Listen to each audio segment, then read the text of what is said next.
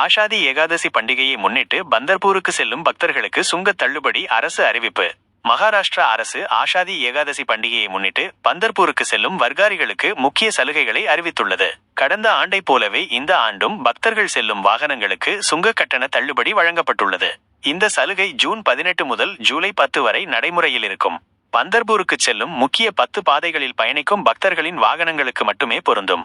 இவர்களுக்காக விசேஷ அடையாள அட்டைகள் மற்றும் அதிகாரப்பூர்வ ஆவணங்கள் வழங்கப்படுகின்றன. பந்தர்பூர் விட்டல் ருக்மிணி தேவஸ்தானத்தில் தேவையான அனைத்து அடிப்படை வசதிகளும் செய்யப்பட்டுள்ளன.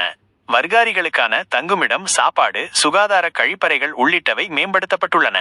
மருத்துவ குழுக்களும் அவசர சிகிச்சை வசதிகளும் பந்தர்பூரில் தயார் நிலையில் இருக்கின்றன.